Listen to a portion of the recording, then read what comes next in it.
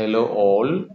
This is a continuation to our previous video on Dom Moraes and his poem Sinbad. In the last video, we had a discussion on Dom Moraes as a poet, his life, his poetic career, and also we had a brief introduction on the fictional character Sinbad. Now let's move on to the text. The poem has five stanzas, and this is the first one. Sinbad.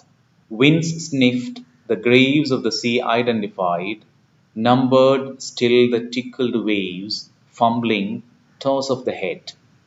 Here, the poet narrates the experiences of Sinbad during his voyages. Sinbad had seven voyages, and all these voyages were through turbulent seas, tempestuous conditions, which took the toll of many of his companions, many of his friends. See, that's why the poem begins winds sniffed, means during his voyages, the winds took him into different directions, and that also had uh, taken the toll of many of his friends. That's why we have the graves here. So the graves could mean one could refer to the death of his own friends, as well as it could mean that he was a person. Sinbad was a person who never visited a place twice. Once he goes to a place, he will visit and then he will come back and he will never return. And so, that place will become his part of history, or it will be more like a grave, that is dead. So he always wanted to have different experiences as well as novel experiences in his life.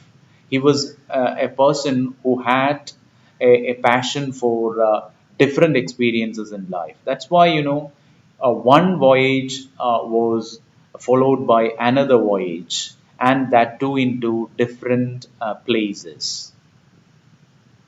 And numbered still the tickled waves fumbling toss of the head. So all these are the experiences of Sinbad's voyages. Here, Dom Moraes depicts his hybrid identity or his own rootlessness, and he is comparing it with that of the legendary sailor Sinbad. Because Sinbad had taken almost seven voyages, as I said earlier, no, that Don Moraes, which is similar to that of Don Moraes' life. He also had varied kinds of experiences in life, and Sinbad here incorporates the seas he has explored to his life, just like Ulysses says in the poem, no, I am a part of all that I have met. He cannot separate himself from his voyages. The seas toss his memories like the fellow mariners of Sinbad, whom he had lost in his dangerous adventures. Now, in the second stanza, the poet says, Sinbad, your trips, diamonds clawed by vultures, flying over defunct countries. You need raw colors for new maps. The speaker of the poem explains about the weird experiences of Sinbad. He starts, Sinbad, your trips, the diamonds clawed by vultures. This is a paradoxical statement because vultures usually feed on the dead. In one of his journey, Sinbad was taken to a diamond island, but that immense wealth cost him his own companions. The speaker says Sinbad's trips lead him to defunct countries which are colorless and desolate. Sinbad, whose adventurous spirit leads him to unknown islands,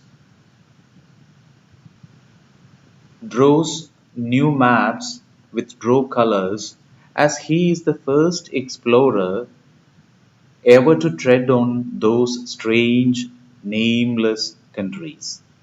In the original version of the story, Sinbad, the reference is to rocks, ROCS, or Anaranji Pakshi. In the story, the rocks carry diamonds from the valley for people in a strange land. To get the diamonds, people throw large chunks of meat. To collect diamonds, Sinbad tied himself to a large piece of meat. So the speaker tells that Sinbad sails over defunct countries. Defunct countries means countries which are dysfunctional, are not operational, or countries that no longer exist. And he needs to draw his map with his own colors because the rest of the world do not know them. The poet's own alienation from the world he lived is referred to here. Now, old friends folding up in strange places, new friends holding out hearts, bronze breasts iced in white laces, cold cups of kindness. In this third stanza, the speaker speaks about the learnings that Sinbad had in his different voyages. Old friends folding up in strange places, yeah, as well as new friends holding out hearts. His voyages, his journey, in fact, taught Sinbad the value of true friends because friends sometimes become foes, and strangers embrace him with warmth of friendship. So that's why new friends holding out hearts. He also that he comes across bronze breasts iced in white laces. Here, bronze breasts refer to the false friendships, and that are compared to that of icing on a cake. Outwardly they show love, but in fact they are not true friends. And Sinbad had come across cold cups of kindness from unexpected quarters in his voyages. So these are some of the learnings that Sinbad had during his voyages. Now, in the fourth stanza, the poet continues to say, choose your rock, sea mate, stay with it. Lose your shadow, it's of no use. The last bronze bird puts you down, tidier than a hose, final. Here the speaker gives pieces of advice to Sinbad. Choose your rock, sea mate, stay with it. Means you choose your own way, you choose your own direction, you follow your own truth.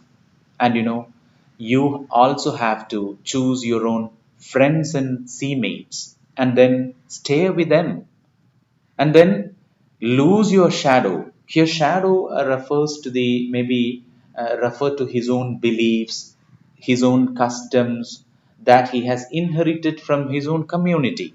And once you want to take out a journey, it's good that you lose your shadow. It's better that you shed all those traditions that actually, in fact, attach you to your own community. It's of no use because when you die you can't do anything thereafter. So that's why say he says the last bronze bird puts you down. It could be a reference to the death. So when death puts you down, tidier than a hose, and that becomes a final of your life, you can't do anything thereafter. So, what is desirable for you is to choose your rock, seamate, and then stay with it, as well as lose all those shadows that are there with you because they are of no use. So here the poet, the speaker, advises Sinbad to go ahead in life without being tied up to anything in life and always follow his truth, his aim, and his direction along with his true companions. Now, in the concluding stanza, uh, ashed and marred walls deface you. Where is this wind from Sinbad defining its own course? Some of us never know home. Here, the speaker says that ashed and marred walls deface you.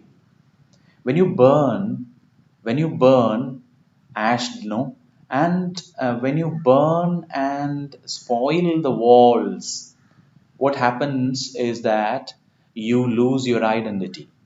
Means when you transcend the boundaries, when you cut across different the bounds that you have set for yourself, when you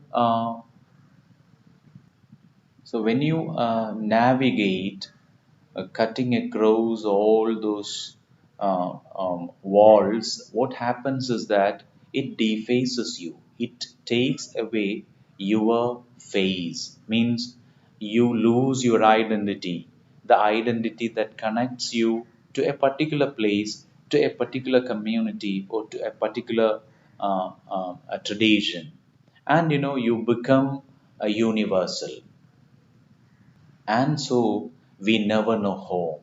That's why the poet concludes, some of us never know home. Means, since you let go of your boundaries, since you let go of your limits, you never know home because you travel to the places where the wind takes you. So that's all the poem.